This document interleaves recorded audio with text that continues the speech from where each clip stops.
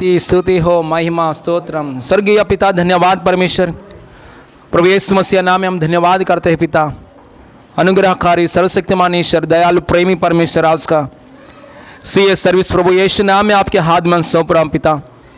हम योग्य नहीं है पिता आपके चरणों में आने के लिए, लेकिन यीशु मसीह की रक्त के द्वारा हमें योग्य बनाया परमेश्वर, धन्यवाद। हालेलुया। आप पवित्र पराक्रमी परमेश्वर है प्रभु, हालेलुया।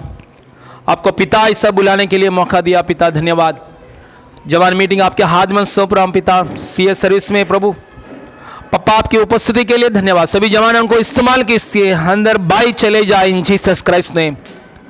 परिपूर्ण प्रेम में बाई नहीं होता है, परिपूर्ण प्रेम में बाई नहीं होता है। आपका प्रेम से दिल, हर एक दिल को अभिषेक कीजिए पिता, आपके प्रेम की आत्मा से अभिषेक कीजिए, ताकि अच्छे से प्रभु के नाम में इस्तेमाल हो जाए। हालेलुया। सीए सर्विस के अंदर हर एक बातों में आपकी सहायता के लिए धन्यवाद। सारे महिमा आपको देते पिता, धन्यवाद धन्यवाद धन्यवाद। प्रभु यीशु मसीह नाम में मांगते पिता परमेश्वर, आमीन आमीन आमीन। यीशु मेरे साथ है, यीशु मेरे अंदर है, यीशु को मैं पहने हूँ, मुझ में वो जिंदा है। यीशु मेरे साथ है, यीशु मेरे अंदर है, यीशु को मैं पहने हूँ, मुझ में वो जिंदा है। यीशु मेरे साथ है, यीशु मेरे अंदर है, यीशु को मैं पहने हूँ, मुझ में वो जिंदा है। यही मेरी ताकत है, ये नहीं भूलना है, कभी नहीं भूलना है, कभी नहीं भूलना है। यही मेरी ताकत है, ये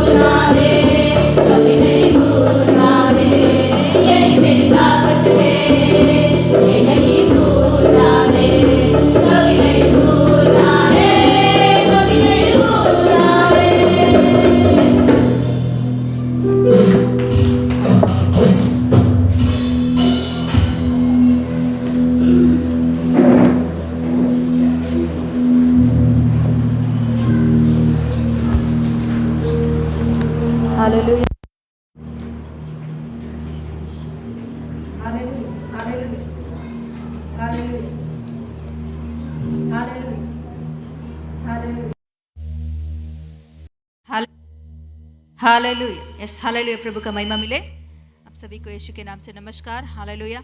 आइए इस समय में हम लोग सिया प्रोग्राम में आगे बढ़ेंगे।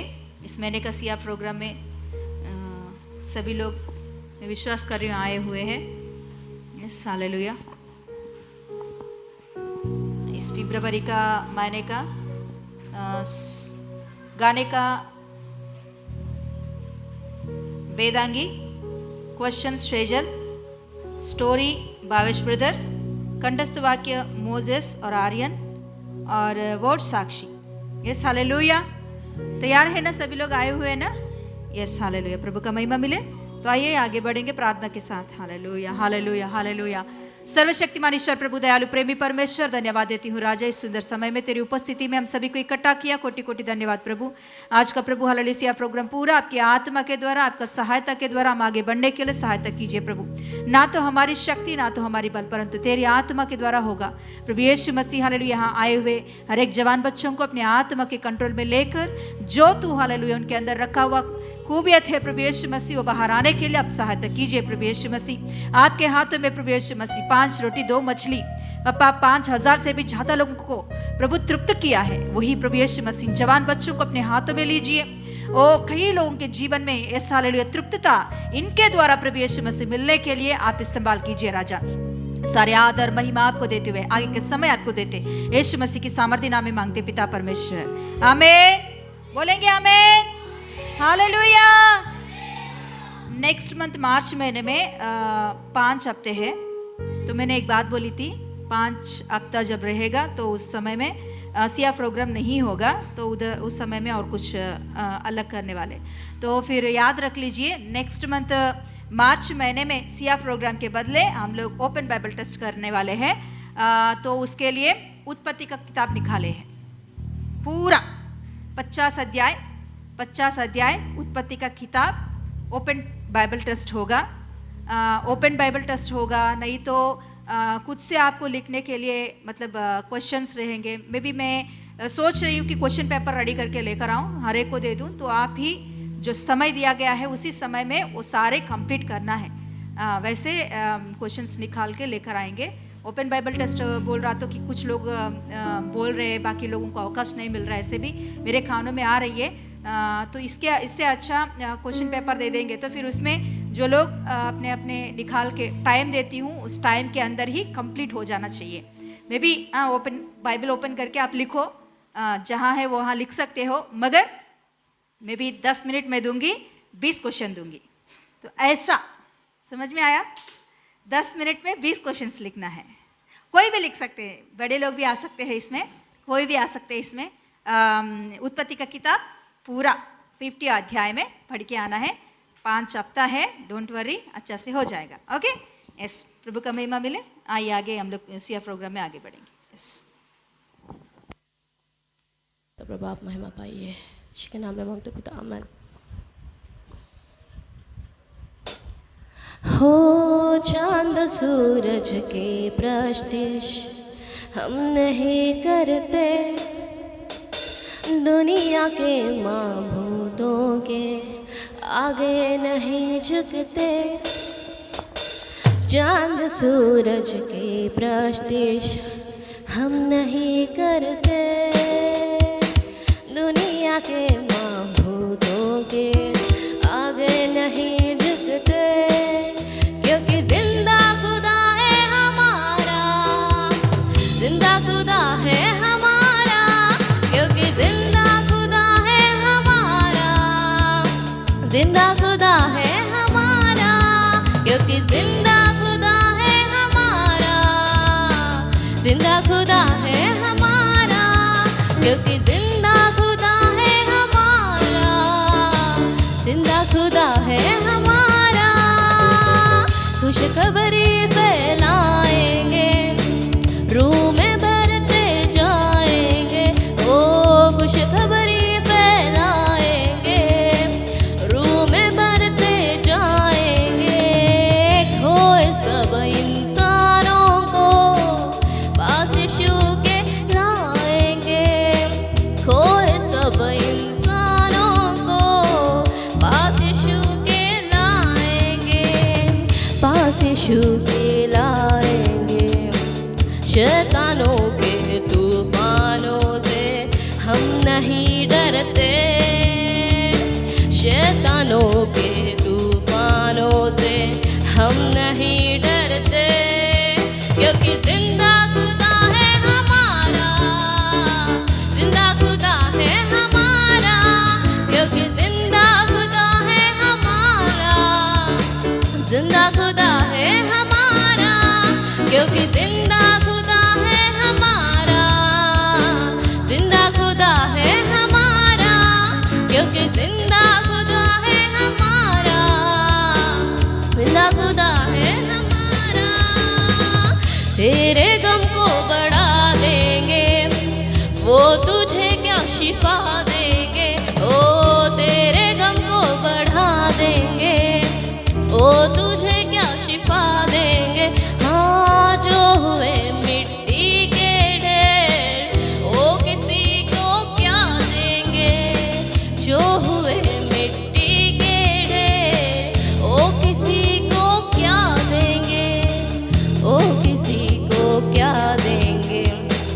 इसलिए दरगेरोंगे हम नहीं जाते, इसलिए दरगेरोंगे हम नहीं जाते, क्योंकि जिंदा खुदा है हमारा, जिंदा खुदा है हमारा, क्योंकि जिंदा खुदा है हमारा, हमारा, क्योंकि जिंदा खुदा है हमारा, जिंदा खुदा है हमारा, क्योंकि जिंदा खुदा है हमारा, जिंदा खुदा है हमारा। तेरे गम को बढ़ा देंगे, ओ तुझे क्या शिफा देंगे। हाँ, तेरे गम को बढ़ा देंगे, ओ तुझे क्या शिफा देंगे। हाँ, जो हुए मिट्टी के ढेर, ओ किसी को क्या देंगे, जो हुए मिट्टी के ढेर, ओ किसी को क्या देंगे, ओ किसी को क्या देंगे। इसलिए दरगेरोंगे हम नहीं जाते, इसलिए दरगेरोंगे हम नहीं जाते, क्योंकि जिंदा खुदा है हमारा, जिंदा खुदा है हमारा, क्योंकि जिंदा खुदा है हमारा, जिंदा खुदा है हमारा, क्योंकि जिंदा खुदा है हमारा, जिंदा खुदा है हमारा, क्योंकि जिंदा खुदा है हमारा। खुशखबरी फैलाएंगे, रूह में भरते जाएंगे। हाँ, खुशखबरी फैलाएंगे, रूह में भरते जाएंगे। खोए सब इंसानों को पास यीशु के लाएंगे, खोए सब इंसानों को पास यीशु के लाएंगे, पास यीशु के लाएंगे। शैतानों के तूफानों से हम नहीं डरते, शैतानों के तूफानों से हम नहीं डरते, क्योंकि जिंदा खुदा है हमारा, जिंदा खुदा है हमारा, क्योंकि जिंदा खुदा है हमारा, जिंदा खुदा है हमारा, क्योंकि जिंदा खुदा है हमारा, जिंदा खुदा है हमारा, क्योंकि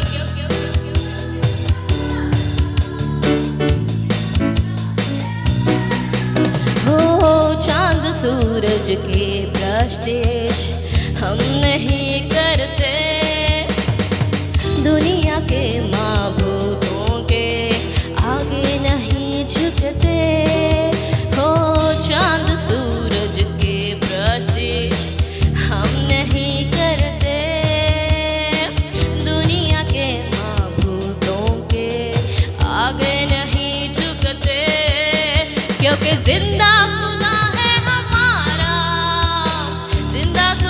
है हमारा, क्योंकि जिंदा खुदा है हमारा, जिंदा खुदा है हमारा, क्योंकि जिंदा खुदा है हमारा, क्योंकि जिंदा खुदा है हमारा, जिंदा खुदा है हमारा। तेरे गम को बढ़ा देंगे, ओ तुझे क्या शिफा देंगे, हाँ तेरे गम को बढ़ा देंगे, ओ तुझे क्या शिफा देंगे, हाँ जो हुए मिट्टी के ढेर, ओ किसी को क्या देंगे, जो हुए मिट्टी के ढेर, ओ किसी को क्या देंगे, ओ किसी को क्या देंगे।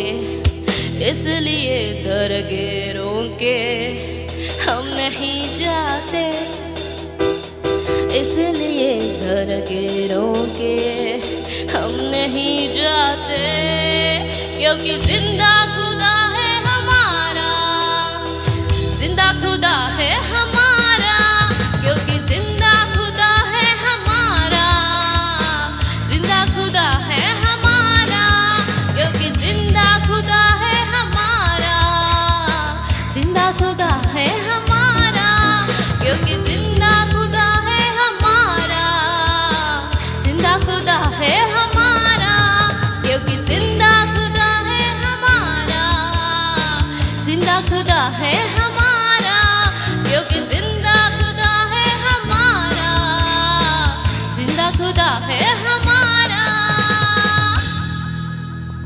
मेरे क्वेश्चंस है, जॉन पूरा चैप्टर है यूहन्ना का। मैंने ट्राई किया सिंपल निकालने के लिए, नहीं निकले हैं सिंपल।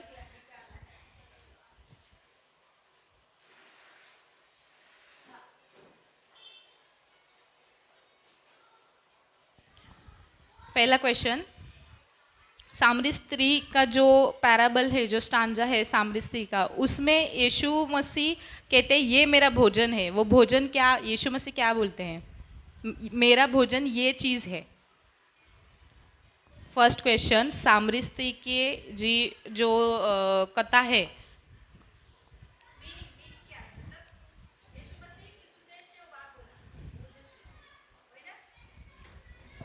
यीशु मसीह बोलता है मेरा भोजन रोटी, या फिर जब चेले आते हैं कि आप खाना खा लो तो यीशु मसीह बोलता है कि ये रोटी मेरा भोजन नहीं है, मेरा भोजन ये चीज़ है, ये चीज़ करना मेरा भोजन है।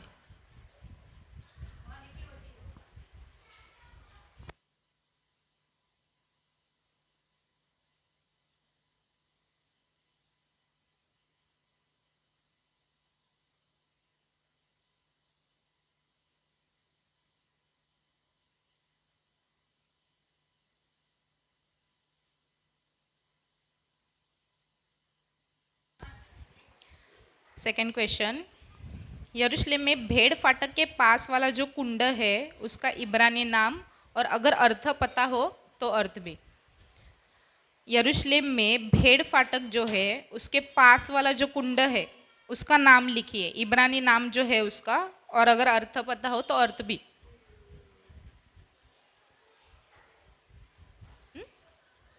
अर्थ अगर पता हो नहीं हो फिर भी 1 मार्क मिलेगा, लेकिन हो पता तो लिख दीजिए।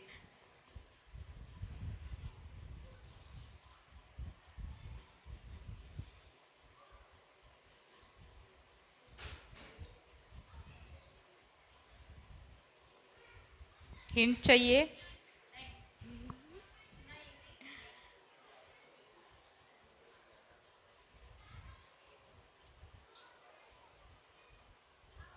समजलं तुला?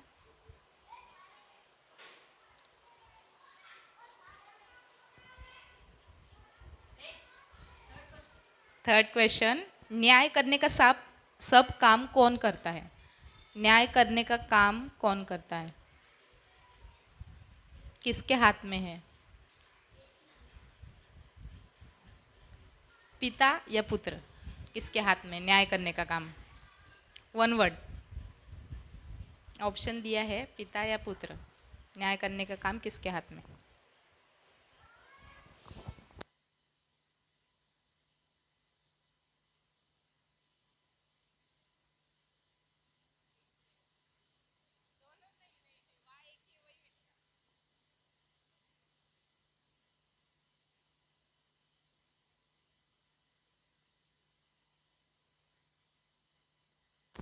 फोर्थ पूछो एक बार, रिपीट करना है कोई क्वेश्चन या बाद में करूं?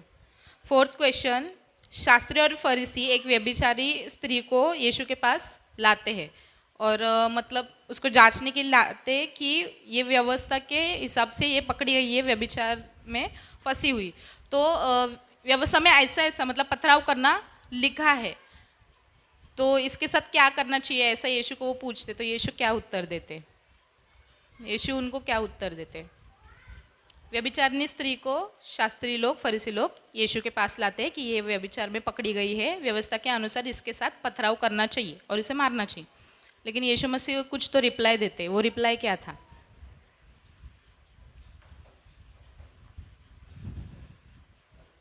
यीशु मसीह क्या करते वो नहीं, यीशु मसीह ने रिप्लाई क्या दिया था, बात क्या की थी उनसे? हाँ, फरीसी और उनको यीशु मसीह फिर क्या रिप्लाई देते हैं?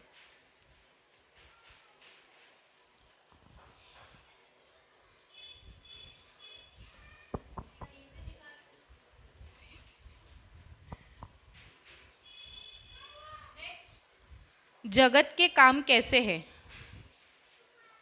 जगत के काम कैसे है?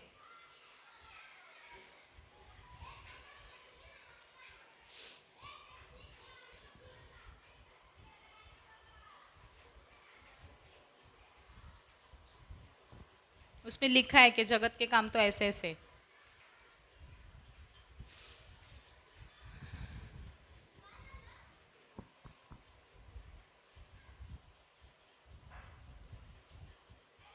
वही वर्ड, दूसरा कुछ सिमिलर वर्ड भी चलेगा, लेकिन सेम वही वर्ड चाहिए। जगत के काम कैसे है, संसार के काम कैसे है?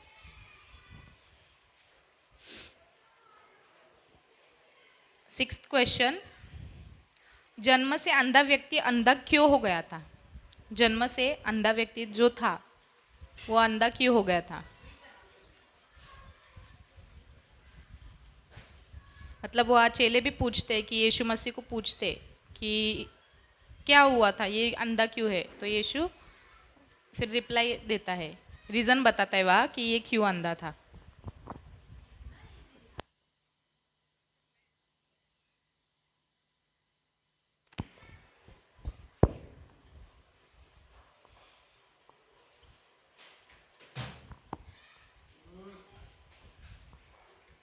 सेवेंथ क्वेश्चन, जो मर गया था और यीशु ने उसको कब्र में से 4 डे जिलाया, उसका और उसके बहनों का नाम?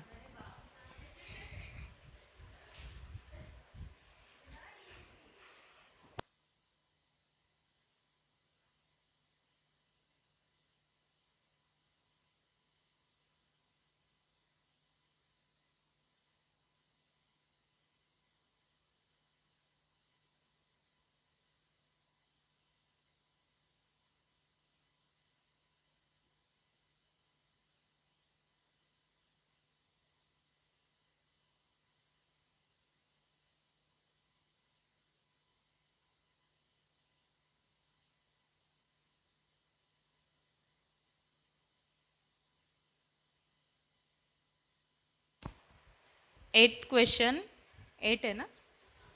यीशु को पकड़ने वाला दोष पत्र कौन सी 3 भाषा में लिखा गया था?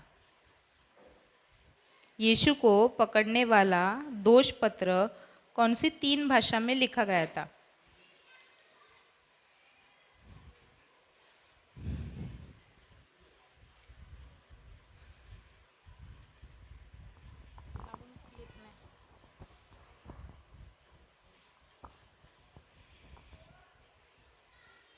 दोष पत्र कौन सी 3 भाषा में लिखा गया था?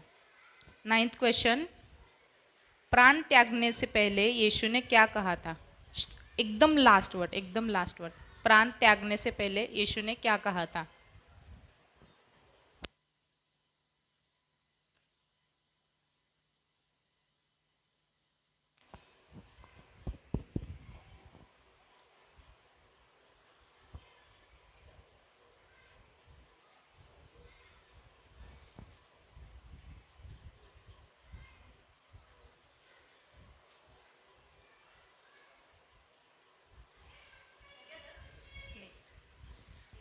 10th क्वेश्चन, यीशु क्रूसिफिकेशन होने से कुछ समय पहले यीशु ने एक कृति करके चेलों को दिखाया था कि मतलब यीशु का जो ऐसा स्वभाव, यीशु परमेश्वर होकर भी जैसे पृथ्वी पर रहा था, तो वो चीज़ यीशु ने करके दिखाई थी कि उसने कैसा बिहेव किया है परमेश्वर रह के भी पृथ्वी पर, और वो उनको भी सिखाया कि ऐसा ही तुम्हें रहना है। वो कृति क्या थी? आपके इससे लिखो, मतलब यीशु ने कैसा खुद परमेश्वर रह के उसने कैसा खुद को बना के पृथ्वी पर रहा, वो चीज़ के लिए एक यीशु ने कुछ तो करके दिखाया चेलों को, और बाद में बोले कि तुम्हें ऐसा ही रहना है। वो कृति क्या की थी यीशु मसीह ने, चेलों के साथ यीशु मसीह ने की थी?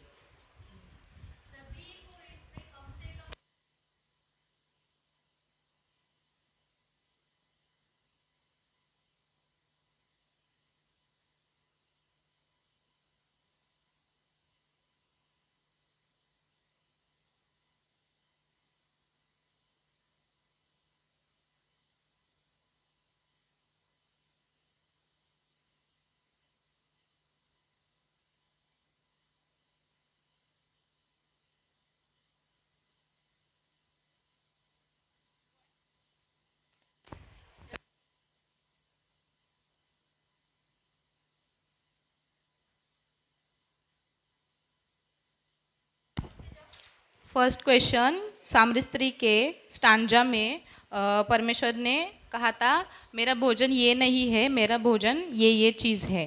फर्स्ट क्वेश्चन, तो वो भोजन क्या था? सेकंड, यरूशलेम के भेड़ फाटक के पास वाला जो कुंड है उसका इब्रानी नाम, और अगर अर्थ पता हो तो अर्थ।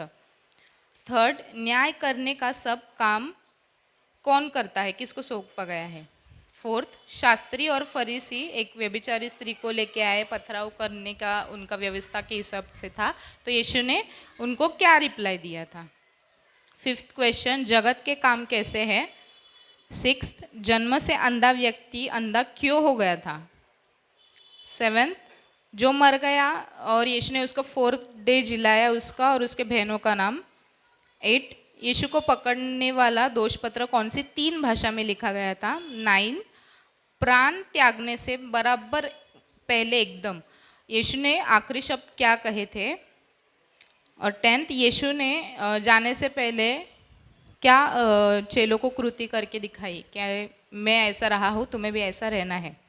10th question. Praise God. सगळ्यांना प्रभूने मला धन्यवाद की प्रभूने मला स्टोरीसाठी निवडलं गेलं।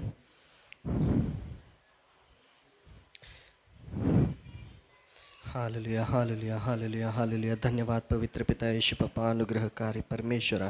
प्रभू येशू पप्पा, स्टोरी सांगण्यासाठी प्रभू येशू पप्पा मला तयार करा प्रभू येशू पप्पा। हालेलुया प्रभू, कोटी कोटी धन्यवाद पवित्र पिता येशू पप्पा, समजून सांगण्यासाठी प्रभू येशू पप्पा। हालेलुया, तुझी महिमा हो प्रभू येशू पप्पा, या स्टोरीच्या द्वारे पवित्र पिता येशूच्या नावाने मागतो पवित्र पिता, आमीन। एक मुलगा असतो, तो मुलगा थोडक्यात एक मुंबई लाईनला राहिलेला असतो, एक टपोरी शहरामध्ये। त्या मुलाने खूप चुकीची कामं केलेली आहेत लहानपणापासूनच। तो एक टपोरी एरियामध्ये राहतो, म्हणजे विचार करा की तो पोरगा कसा असेल।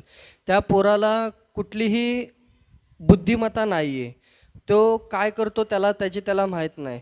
त्याला कुणाला मार म्हणलं तर मारेल, कुठे काहीही कर म्हणलं तर तो करेल, अशा पातळीचा तो पोरगा होता। मग त्या पोराचे आई वडील ड्रिंकिंग करत होते आणि आई घरीच असायची। वडील लेकराला, आईला, मुलांना मारायचा सारखा दारू पिऊन घरात येऊन, मग काही कारण नसताना त्यांना मारायचा। पण अशा परिस्थितीमध्ये त्याच्या आईला परमेश्वर बुद्धी देतो की तुझ्या मुलाला तुझ्या भावापाशी पाठव, गावी पाठव शिक्षणासाठी, कारण की गावचे शिक्षण खूप चांगले असतात। ते गावच्या शिक्षणाकडे त्या मुलाला पाठवतात। 9वी आणि 10वीला, 9वी 10वी तो गावाला शिक्षण करतो तो मुलगा। पण तो जो मुंबईला राहण्याचं त्याचे लँग्वेज होतं ते खूप वेगळं होतं। एक टपोरी भाषा, कुणालाही काय आरे तुरेने बोलायचं, मोठा असो किंवा छोटा असो त्याला काही बोलायचं, शिवी द्यायची आणि मारून पाळायचं, हे सगळे येड्यावानी करायचा तो. पण ज्यावेळेस तो गावाला जातो, गावाला गेल्यानंतर तिकडचे जे लहानपणापासूनचे मुलं असतात ते मोठ्यापर्यंतचे ते खूप हुशार असतात आणि अनुभवी असतात ते पोरं. त्या पोरांमध्ये तो राहतो, हॉस्टेलला राहतो आणि तो त्याच्या आईने त्याच्या तिच्या भावाच्या विश्वासावरती त्याला गावाला ठेवलं असतं हॉस्टेलला. मग त्याच्या आईचे चुलत भाव म्हणजे ह्या मुलाचे चुलत मामा ते त्यांचा आणि त्याच्या आई वडिलांचा काहीतरी क्रॉस कनेक्शन असतो, घरगुती भांडण असतं. त्या घरगुती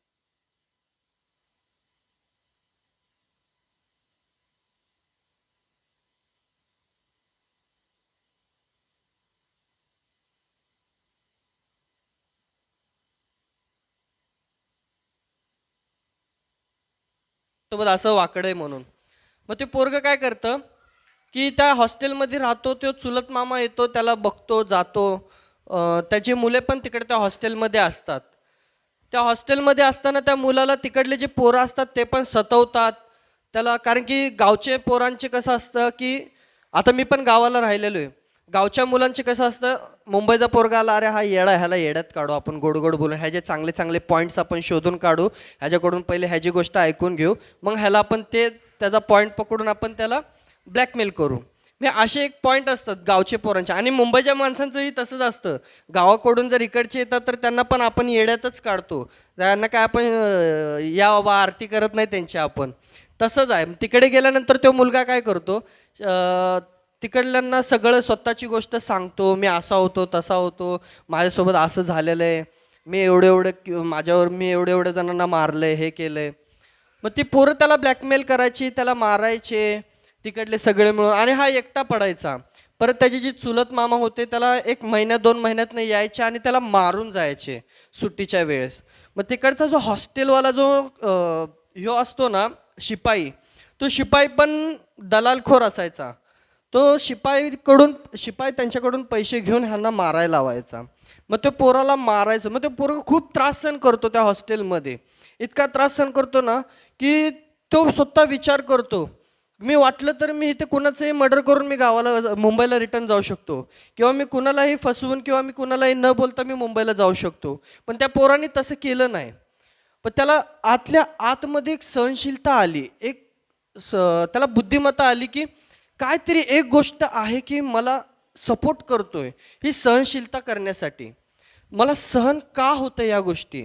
मी मुंबईला होतो त्यावेळेस अशा गोष्टी मला सहन होत नव्हत्या. ते पोरगा असा विचार करतो, मी मुंबईला होतो त्यावेळेस मला ह्या गोष्टी सहन नाही व्हायच्या. मग मी गावाला आलो, एवढी पोरं मला सतवतात, मारतात, कानातून नाकातून रक्त येईपर्यंत मारतात, सगळेजण मला सगळे सतवतात, शिवी देतात, मारतात. पण तरी पण मी का करू शकत नाही काय गोष्टी. मग तो शांत बसतो.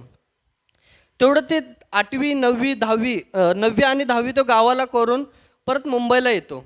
मुंबईला आल्यानंतर तो मुलगा 1 महिना फक्त मुंबईला आईवडिलांपाशी राहतो. आणि आईवडिलांपाशी राहिल्यानंतर त्याच्या मामांचा बिझनेस असतो. त्या मामांच्या बिझनेसमध्ये त्या मामाचा फोन येतो त्यांच्या आईला की तुझ्या मुलाला पाठव, मी त्याला बिझनेसमध्ये मी ठेवतो, मी त्याला एवढा पगार देतो. मग त्याची आई त्याला पाठवते किंवा माझ्या पोराची प्रगती होते. पण त्या पोराला ज्या वेळेस त्याला अनुभव भेटलेला असतो ना, किंवा माझ्या जीवनामध्ये मी काय काय चुकीचे कामं केलेत तरी पण मला एवढी शक्ती भेटते की मी एवढं सगळं सहनशील करू शकतो. पण एक गोष्ट अशी आहे की मला काहीतरी भेटतंय, त्याला एवढं वाटत होतं की मला काहीतरी आहे की मला सपोर्ट करतोय कोणतरी, किती पण मला मारू द्या, किती पण मला कोणी उलटं बोलू द्या, तर मला काय ना काहीतरी एक गोष्ट कोणतरी आहे. मी इतकं देवधर्म करतो, इतकी मूर्तीपूजा करतो, पण मला अजूनपर्यंत ह्यांच्यातून मला काय गुण भेटलेला नाही. पण दुसरंच कोणतरी आहे की मला शक्ती देते. मी ह्या गोष्टीतून तो मुंबईला येतो, त्याच्या परत मामाच्या बिझनेसमध्ये जातो, तो बिझनेस करतो, बिझनेस वाढव करतो. तो मामा त्याला फक्त कामापुरता वापर करतो. वापर केल्यानंतर तो पोरगा सोडून देतो. ते सोडल्यानंतर त्याचे आई वडील एक चर्चमध्ये येतात. आई येते चर्चला आल्यानंतर त्याच्या आईच्या बोलण्यावरून तो मुलगा पण चर्चला जातो. तो पोरगा 10,000च्या पगारावरती काम करतो येते तिथे. कारण की तो पोरगा म्हणतो मला बिझनेसमध्ये एवढा पैसा असून पण मला काय कामाचं, कारण की मला सुखच नाही, शांती नाही, ते माझा इन्कम फोर्सच नाही, तर मी करून काय, त्यापेक्षा 10,000 रुपये कमवतो, स्वतःचं कमवतो, असा विचार करून तो पोरगा तिथे जातो. त्यावेळेस नंतर त्याच्या आईच्या पाठीमागे तो चर्चला येतो. व त्यावेळेस प्रभूने त्याला दारात घेतलं. यामुळे त्या ज्यावेळेस जो चर्चला येतो त्या चर्चमधली जी फिलिंग घेतो, जी प्रेम घेतो, जी आशा घेतो, परमेश्वरासोबत जी बसतो बोलतो, परत तो चर्चमधनं बाहेर गेल्यानंतर पण तो कुठेही गेला तरी दंग राहतो. आता आपण कसं एकमेकांशी बोलतो की अरे भावा काय चाललंय, बरा आहेस का, तसा तो कधी पण एकट्यामध्येच गुंगत राहायचा. असं एकट्यामध्ये येशू बाप्पा मला असं पाहिजे, येशू. बाहेरचे लोक येड्यावानी बोलायचे, अरे हे काय एकट्यातल्या एकट्यात बडबडतोय, असे त्या पोराला समजायचे. त्याचे रिलेशनवाले पण तसे समजायचे, हा एकट्यातल्या एकट्यात काय बडबडतोय. पण ते पोरगा परमेश्वराशी बोलतो, त्याला माहिती आहे परमेश्वर त्याला उत्तर देतोय. त्यावेळेस पण ज्या मेन गोष्ट काय आहे, तो जेव्हा चर्चला येतो त्याला त्या गोष्टी कळतात की माझ्यासोबत विघ्न काय येत होते, माझ्या अडचणी काय होत्या, आणि मी आता शांत कसा झालो. मी स्वभाव काय होता, माझे पहिल्याचं जे आयुष्य होतं चर्चमध्ये यायच्या अगोदरचं ते वेगळं होतं. मी चोरी चपाटी करायचो, मी व्यभिचार करायचो, व्यसन करायचो, गुंडागर्दी करायचो, मारहाण करायचो, पोलीस स्टेशनमध्ये मी 2-2 दिवस बसायचो, या गोष्टी करून तो. आणि ह्या लाईफमध्ये खूप डिफरंट पडला त्याला. त्यामुळे त्याला खरं जीवन काय ते कळालं. देवधर्मासाठी रात्र कुठे पण फिरायचं, कुठे पण स्मशाले घेऊन फिरत बसायचं, हे खूप म्हणजे त्याने केलेले आहेत ह्या गोष्टी. त्यामुळे त्याला एकदम डिफरंट कळालं की नेमकं काय आहे ह्या गोष्टीमध्ये. पण त्यावेळेस त्याला खरी गोष्ट ही कळाली की खरंच परमेश्वर, ज्या वेळेस मला अडचणी होत्या, ज्या वेळेस मला त्रास होता, त्यावेळेस दुसरं कोण नाही. मला असं वाटायचं की त्या पोराला असं वाटलं की मला असं वाटायचं की कोणतरी मला सहनशीलता देते, मला कोणतरी ताकद देते ह्या सगळं सहन करायचं. ते सहन करायचं. त्या चर्चमध्ये आल्यानंतर त्याला कळालं की मला येशू ख्रिस्त मला शक्ती द्यायचा त्या गोष्टीमध्ये. हे सगळं सहनशीलता, कारण की येशू स्वतः प्रेमी आहे, शांतता येशू आहे, समाधान येशू आहे. ह्या सगळ्या गोष्टी त्याला कळाल्या ना, तेव्हा तो त्याचं मन व्याकुळलं, निर्मळ मन झालं. परमेश्वराला तेवढंच पाहिजे, प्रेम, निर्मळ मन, बस. अजून परमेश्वर तुमच्यापासून काहीच मागत नाही, एवढंच पाहिजे परमेश्वराला. त्यावेळेस मग त्याचं जीवन एकदम पलटलं. तो बिझनेसमध्ये गेला, मग बिझनेस त्याचा स्वतःचा चालू केल्यानंतर त्याच्यामध्ये वाढ झाली परमेश्वरानं. मग अशा गोष्टी करत करत तो परमेश्वरामध्ये शिरला. आणि ही दुसरी कोणाची गोष्ट नाही, ती माझ्याच जीवनाच्या विषयी गोष्ट आहे. परमेश्वराने एक अद्भुत असे कार्य केलेले आहेत. मी वचन पण सांगतो, भजन संहिता 15:16.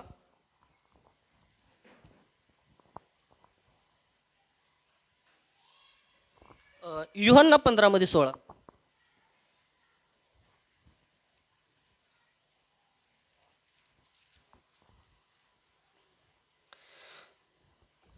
यीशु मसीह स्वतः बोलतो, तुमने मुझे नहीं चुना परंतु मैंने तुम्हें चुना है और तुम्हें नियुक्त किया है कि तुम जाकर फल लाओ और तुम्हारा फल बना रहे, कि तुम मेरे नाम से जो कुछ पिता से मांगो वह तुम्हें दे.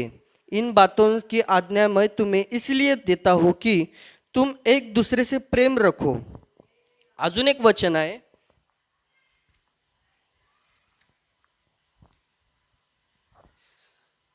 यहेजकेल मधलं 34 काढा, 34 मधलं 11, 34 मधलं 11.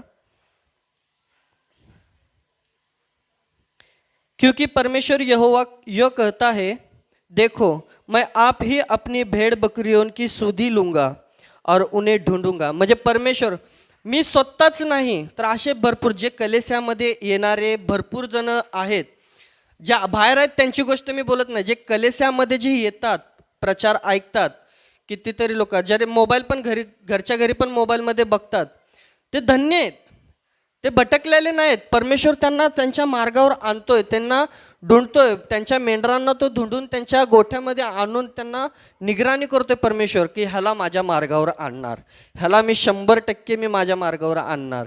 कारण की ह्या मनुष्याला ह्याने किती दुःख सहन केले हे मला माहिती आहे. परमेश्वर म्हणतो, परमेश्वरालाच माहिती आहे आपल्या जीवनात, प्रत्येकाच्या जीवनामध्ये किती दुःख असते ते परमेश्वराला माहिती आहे, आणि त्या व्यक्तीलाच माहिती आहे की किती दुःख तो सहन करतो. म्हणून परमेश्वराला धन्यवाद की स्टोरी सांगण्यासाठी मला सहायता केली. Praise Lord. आज मेरे कंटक वाक्य है, मेरे नाम मोहने सिंह. मेरा नाम आर्यन है. आनंद.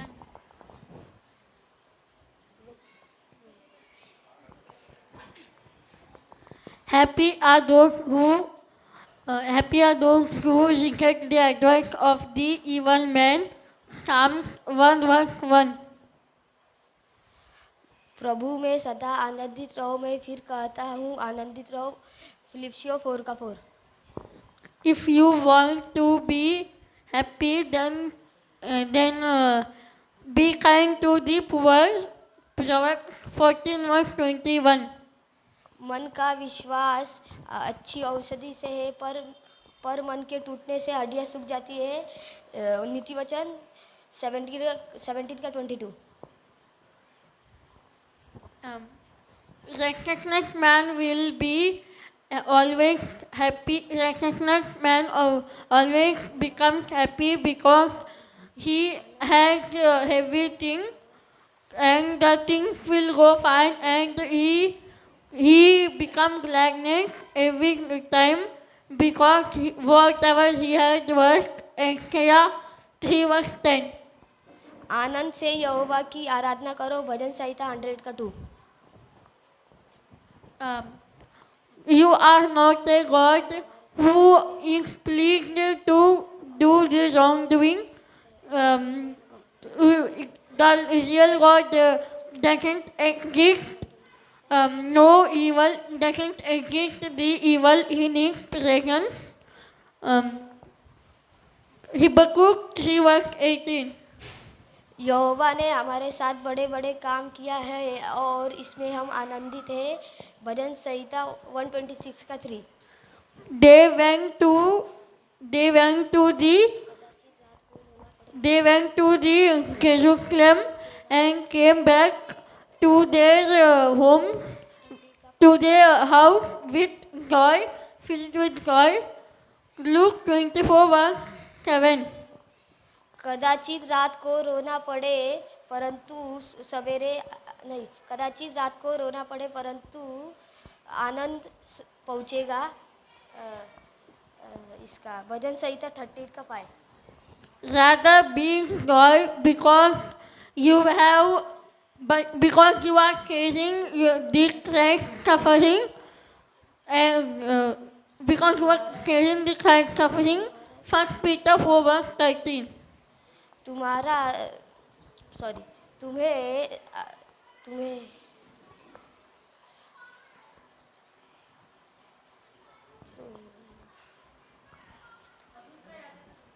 ठीक है। यहोवा अपने साथ यहोवा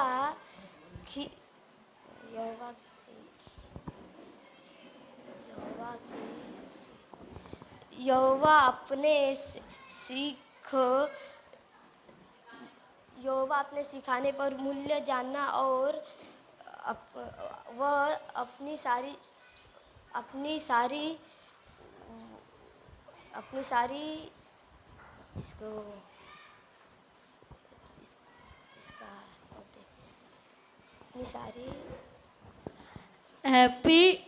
Happy for whatever you have received from the God.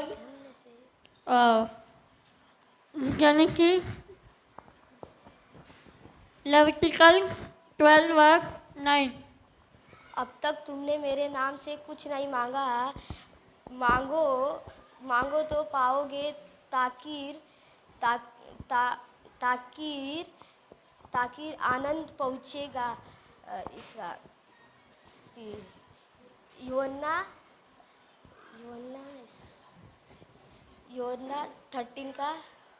16:24। बोल।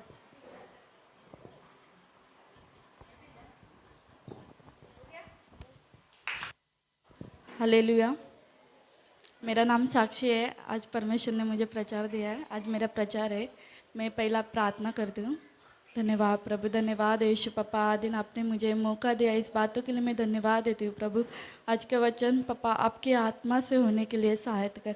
या जितने भी लोग बैठे हैं प्रभु, उन्हें हर एक प्रचार में जो भी कहा जा रहा है, हर एक बात उन्हें समझने के लिए सहायता कर पापा। ये छोटी सी प्रार्थना तेरे नाम से मांगती हूँ, सुनर कबूल कर, आमीन। धन्यवाद।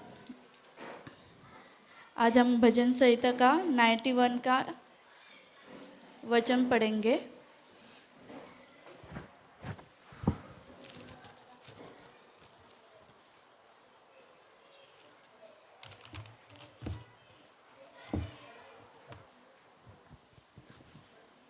91 का 60 वचन पढ़ेंगे। मैं उसको दीर्घायु से तृप्त करूँगा और अपने किए हुए उद्धार का दर्शन दिखाऊँगा। मतलब हमारे जीवन में कुछ लोग ऐसे रहते कि जो हमें ना बहुत परेशान करते, तंग करते, मतलब कुछ भी बोलते रहते। तो परमेश्वर हमें बोलता है कि मतलब परमेश्वर हमें बोलता है तू चुप रह। जब भी हम चुप रहते हैं और खराई से चलते हैं ना, तो तब परमेश्वर ना हमारे जीवन में काम करता है। तो जब भी हम चुप नहीं रहते, वो बातों को बोलते हैं ना, तो परमेश्वर को हम अपना परमेश्वर का काम नहीं करने देते। तो हमें ना चुप रहना है, उस बातों के अनुसार चलना है। लोगों को जो भी करना है करने दो, बोलना है बोलने दो, पर परमेश्वर हमारे जीवन में उस चीज़ों को करेगा। परमेश्वर उन्हें दिखाएगा कि हमारे सफलता के द्वारा परमेश्वर हमें दिखाएगा, हमारी उन्नति के द्वारा परमेश्वर उन्हें जवाब देगा। जब हम बढ़ेंगे ना, तो जब भी हमारे पक्ष में परमेश्वर खड़ा रहेगा ना, तो उन लोग के हर एक के मुंह बंद हो जाएंगे। इसलिए परमेश्वर बोलता है कि अपने मुंह को चुप रख। मतलब ये इस वचन के द्वारा परमेश्वर मतलब दिखाता है कि मैं अपना कार्य कैसे करता हूँ। तो हमें ना हर एक बातों को है ना सहना चाहिए। जो भी हम मतलब लोग हमें बोलते हैं ना, तो सहना चाहिए। मतलब मसीह का दूसरा नाम ही है सहना। जब हम सहना सीखते हैं ना, तो परमेश्वर हमें ब्लेस करता है। मतलब हम प्रार्थना करते, सहते, प्रार्थना करते, तो परमेश्वर हमें ना उचित समय पर बढ़ाता है। तो हमें ना हर एक बातों में ना प्रार्थना करना चाहिए। लोगों ने वो कहा उसको जवाब नहीं देना चाहिए। आपकी जवाब की वजह से आपके मुंह से कई बार पाप निकलते, तो परमेश्वर बोलता है तू वो पाप मत कर, ताकि हमारे पाप से है ना हम अपनी ब्लेसिंग को खो देंगे। इसलिए हमारे मुंह को चुप रखना है और परमेश्वर के कार्यों को हमें देखना है। इस बातों के द्वारा मैं परमेश्वर को महिमा देती हूँ। और एक वचन है यशायाह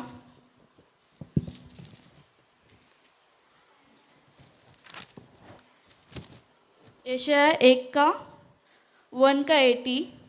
यहोवा कहता है आओ हम आप में वाद विवाद करें। तुम्हारे पाप चाहे लाल रंग के हो तो भी वे हिम के समान उजले हो जाएंगे, और चाहे अर्गवानी रंग के हो तो भी वे उनके समान श्वेत हो जाएंगे।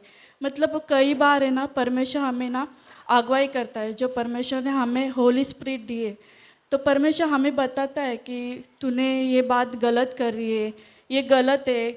कुछ लोगों को कुछ गलत तरीके से तू बात करे, परमेश्वर हमें अंदर से बताता है। तो हमें ना परमेश्वर की वो बातों को मानकर है ना हमें प्रे करना चाहिए, प्रभु से क्षमा मांगना चाहिए कि प्रभु मैंने ये गलत किया। कई बार परमेश्वर हमें कहता है और हम उसको ना नहीं मानते, इसकी वजह से परमेश्वर का मन दुखित होता है। तो परमेश्वर के हर एक बातों को हमें मानकर परमेश्वर से क्षमा मांगना चाहिए। परमेश्वर हमें क्षमा करता है। परमेश्वर बोलता है तुम्हारे पाप चाहे लाल रंग के हो तो भी वे हिम के समान उजले हो जाएंगे, और चाहे अर्गवानी रंग के हो तो भी वे उनके समान श्वेत हो जाएंगे। मतलब परमेश्वर हमारे जीवन में जब भी हम प्रार्थना करते, तो परमेश्वर हमारे जीवन में एक नई बदलावट को लेकर आता है।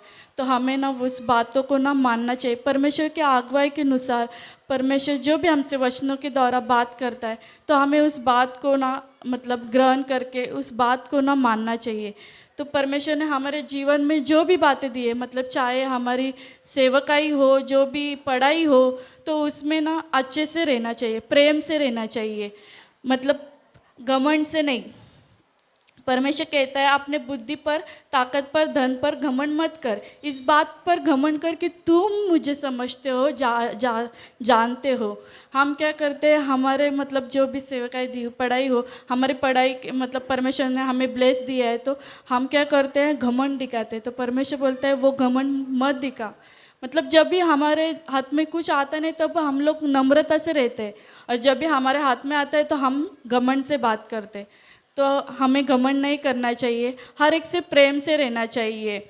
मतलब ना हम कितना भी बाइबल पढ़े, प्रे करें, तो मतलब ना बाइबल पढ़े, प्रे करें, तो परमेश्वर है ना हमें ना मतलब ना जितना भी हम प्रे करते हैं, बाइबल पढ़ते हैं, उससे कोई मतलब नहीं है। परमेश्वर बोलते हैं तो थोड़ा सा तो प्रे कर, 5 मिनट भी तू प्रे करेगी ना, अपने मन को मतलब बदलाएगी, तो तो मतलब वो परमेश्वर के लिए काफ़ी है। तो दिन भर भी बाइबल पढ़ाई कर, मतलब जो भी परमेश्वर की वचनों को सुन, तेरे अंदर बदलावट नहीं है, प्रेम नहीं है, तो वो सब व्यर्थ है। तो इसलिए मैं परमेश्वर को महिमा देती हूँ, इस प्रचार के द्वारा परमेश्वर को महिमा मिले। धन्यवाद प्रभु।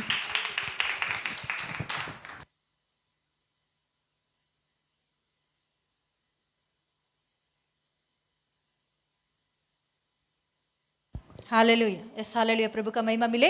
आज का सिया प्रोग्राम के द्वारा प्रभु ने महिमा पाया है। प्रभु को धन्यवाद करेंगे एक बार। हालेलुया, ताली बजाकर प्रभु यीशु मसीह को धन्यवाद करेंगे। Hallelujah, yes hallelujah, hallelujah, hallelujah, yes hallelujah, प्रभु का महिमा मिले। तो नेक्स्ट मंथ का क्या है? Open Bible test. क्या है ओपन बाइबल टेस्ट में? हाँ, उत्पत्ति का पूरा किताब है। कितने लोग लिखने वाले हैं? लिखो। ये मार्क्स मैं उसमें मिलाऊंगी, ये जो मार्क्स इसमें है आने वाला है वो मार्क्स उसमें मिलाऊंगी, मैं सीए में मिलाऊंगी, नो प्रॉब्लम। तो कोई भी लिख सकते हैं। आप मैं भी लिखूंगी, ऐसा किसी को भी इंटरेस्ट है तो बड़े लोग को भी मैं बोल रही हूँ, लिखना है तो चाहे तो आप भी लिख सकते हैं। उत्पत्ति का किताब पूरा 50 अध्याय है, उसमें पूरा अध्याय को पढ़े आए, फिर उसमें जो कुछ भी है एग्जाम लिखो। ओपन बाइबल टेस्ट मतलब आप खुद बाइबल ओपन करके आंसर देखकर लिख सकते हो। समझ में आया? समझ में आया पीछे बैठे हुए लोगों को? ओपन बाइबल टेस्ट का मतलब क्या होता है? क्या होता है? बाइबल खोलो, देखो, कॉपी करो और लिखो। 50 अध्याय में, अच्छा ऐसा ही तो पढ़ने का क्या जरूरत है सिस्टर? हाँ, इसीलिए कंडीशन है टाइम 10 मिनट के अंदर आपको कम से कम 20 से 25 आंसर्स लिखना है। तो उसके हिसाब से पहले ही आप पढ़ के रहोगे तो कौन सी आंसर कहाँ रहेगा तो तुरंत आप निकाल के उसका आंसर लिख सकते हो। इसीलिए पढ़ के आओ, आप अच्छा से लिख सकते हो। टाइम मतलब टाइम, मैं ही यहाँ खड़ी रहूँगी, टाइम दिखाऊंगी, टाइम के हिसाब से मैं खींच लूँगी हाथ में से। कोई भी हाँ थोड़ा देर ऐसा नहीं बोल सकते, इसीलिए अच्छा से पढ़ के आओ। ओके, इस प्रार्थना करेंगे, क्लोजिंग प्रेयर। Hallelujah, hallelujah. सर्वशक्तिमान ईश्वर प्रभु दयालु प्रेमी परमेश्वर, धन्यवाद देती हूँ राजा आज का प्रभु सिया प्रोग्राम के लिए। आपको धन्यवाद देती हूँ राजा, आपका अनुग्रह दया प्रेम के लिए कोटि कोटि धन्यवाद। आपने प्रभु यीशु मसीह आपके बच्चों की जगह पर खड़ा करके प्रभु यीशु मसीह, हम में कुछ खूबियत नहीं है, आपने दिया हुआ अनुग्रह की कार्य है पप्पा ये। हालेलुया पप्पा, हालेलुया। वेदांगी को और प्रभु यीशु मसीह, भावेश ब्रदर को और प्रभु शेजल को और आर्यन मोजेस को और प्रभु हालेलुया साक्षी को और जितने भी बच्चे प्रभु जगह पर खड़े होकर इस्तेमाल हुए सभी बच्चों के लिए कोटि कोटि धन्यवाद देती हूँ। सभी को आपके आत्मा के द्वारा आपने सहायता किया, इसके लिए कोटि कोटि धन्यवाद। और भी आने वाले दिनों में आपकी महिमा के लिए खड़ा कीजिए, आशीष कीजिए। सारी आदर और महिमा आपको देते हुए यीशु मसीह की सामर्थ्य नाम में मांगते पिता परमेश्वर, आमेन। बोलेंगे amen. God bless you, praise the Lord.